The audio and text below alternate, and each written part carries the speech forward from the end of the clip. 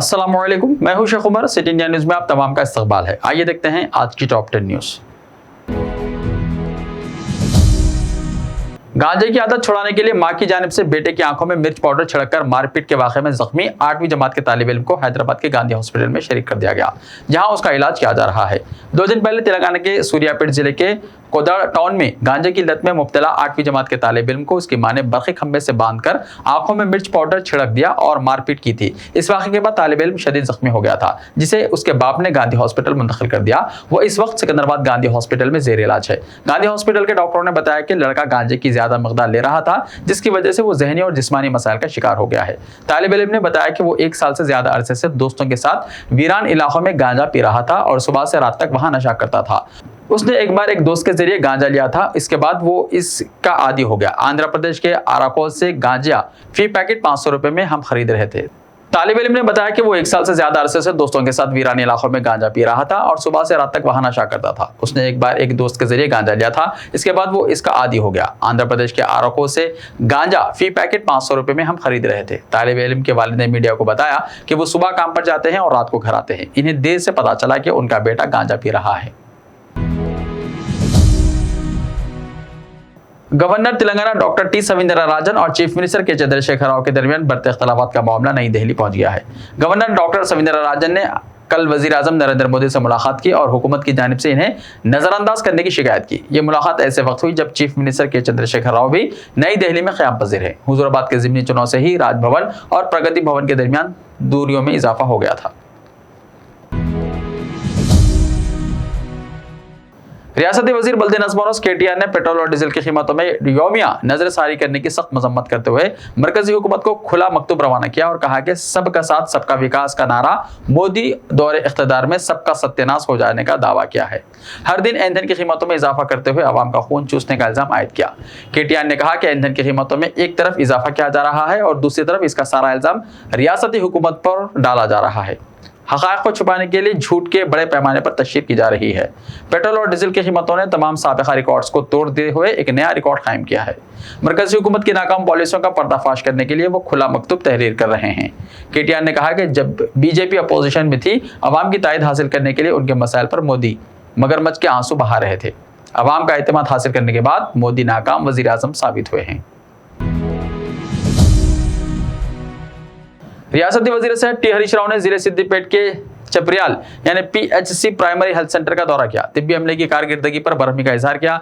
अंदाजे कारगिर्दगी तब्दील न करने पर मुअत्तल कर देने की वार्निंग दी। इस मौके पर खिताब करते हुए हरीश राव ने डॉक्टर्स को 24 घंटे खिदमत अंजाम देते हुए अवाम को दस्तयाब रहने का मशवरा दिया।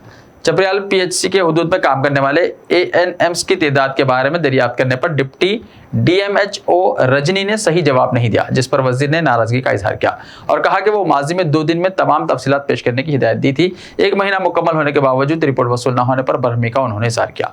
डिप्टी DMHO रजनी को चपराल PHC का सुपरिटेंडेंट बना देने की TVVP कमिश्नर को हिदायत दी। चपराल में 30 बेड्स पर मुश्तमिल हॉस्पिटल की नई इमारत, 2 ऑपरेशन थिएटर्स, लेबर रूम, मुर्दा खाने के अलावा दूसरी तजावीज़ 1 हफ्ते में रवाना करने की ओहदेदारों को हिदायत दी। सदर प्रदेश कांग्रेस रेवंत रेड्डी ने ऐलान किया है कि अवाम को इंसाफ मिलने तक कांग्रेस पार्टी तेलंगाना में जिद्दोजहद जारी रखेगी। मरकजी और रियासती हुकूमतों की अवाम दुश्मन पॉलिसियों के खिलाफ कांग्रेस ने एहतिजाजी लाए हमल को खतियत दी है। रेवंत रेड्डी ने आज जूम ऐप के जरिए पार्टी के सीनियर कायदीन के साथ इजलास मुनक्किद किया, जिसमें अवामी मसाइल पर जिद्दोजहद को तेज करने का फैसला किया गया। चीफ मिनिस्टर आंध्र प्रदेश जगन मोहन रेड्डी ने नई दिल्ली में मरकजी वजीर ट्रांसपोर्ट व हाईवेज नितिन गडकरी से मुलाकात की। आंध्र प्रदेश में मुख्तलिफ कौमी शहरों की तामीर और दीगर प्रोजेक्ट्स की मंजूरी के लिए उन्होंने मरकजी वजीर को याददाश्त हवाले की। दोनों कायदीन के दरमियान 15 मिनट तक बातचीत रही और जगन मोहन रेड्डी ने मरकज की जानिब से कौमी शाहराहों के प्रोजेक्ट में ताउन की दरख्वास्त की। चीफ मिनिस्टर के करीबी जराये के मुताबिक जगन मोहन रेड्डी ने विशाखापट्टनम से भोगापुरम बीच राहदारी प्रोजेक्ट में तब्दीलियों से नितिन गडकरी को वाकिफ कराया और ओहदेदारों के साथ इजलास में प्रोजेक्ट के कामों में बास तब्दीलियों की दरख्वास्त की। उन्होंने विजयवाड़ा ईस्टर्न बाईपास और रियासत में 20 रोड ओवर ब्रिजेस की तामीर को मंजूरी देने की दरख्वास्त की। उन्होंने कहा कि मरकज से मजीद 17 रोड ओवर ब्रिजेस की मंजूरी के लिए सिफारिशात पेश की गई हैं। चीफ मिनिस्टर तेलंगाना चंद्रशेखर राव ने आलमी यौम सेहत के मौके पर आवाम को मुबारकबाद दी। उन्होंने नेक ख्वाहिशात का इजहार किया कि रियासत के अवाम खुशहाल और सेहतमंद जिंदगी गुजारें। उन्होंने बताया कि रियासती हुकूमत की जानिब से अवाम की बेहतर सेहत और इसकी हिफाजत के लिए खुसूसी इक़दाम किए जा रहे हैं। आलमी यौम सेहत पर अपने प्याम में उन्होंने कहा कि सेहत अम्मा के शोबे में तेलंगाना मियारी पेशरफ्त कर रही है। उन्होंने बताया कि अवाम की सहूलत के लिए रियासती हुकूमत की जानिब से मुख्तलिफ हेल्थ स्कीमात पर अमल किया जा रहा है। शोबे सेहत के लिए बजट में इजाफा किया गया है। चीफ मिनिस्टर ने बताया कि सेहत अम्मा के शोबे को मजीद मुस्तहकम करने के लिए कई इक़दाम किए गए हैं। शोबे सेहत को मुस्तहकम करने के लिए बड़े पैमाने पर नए ओहदों को मंजूरी दी गई है, जबकि सुपर स्पेशलिटी हॉस्पिटल की तामीर के इक़दाम भी किए जा रहे हैं। Electronics corporation of India limited यानी इसिल की जानिब से कॉन्ट्रैक्ट के बुनियाद पर जूनियर टेक्नीशियन के ओहदों पर भर्ती के लिए दरख्वास्तें तलब की गई हैं। इलेक्ट्रॉनिक्स मैकेनिक के 814, इलेक्ट्रीशियन के 184 और फिटर के 627 ओहदों पर भर्ती की जाएगी। तीनों ट्रेड्स के लिए ITI कामयाब होना जरूरी है, जबकि 1 साल तजुर्बा भी दरकार होगा। उम्मीदवारों की उम्र 30 साल से ज्यादा नहीं होनी चाहिए। तफसीलात www.ecil.co.in वेबसाइट पर मुलाहिजा करें।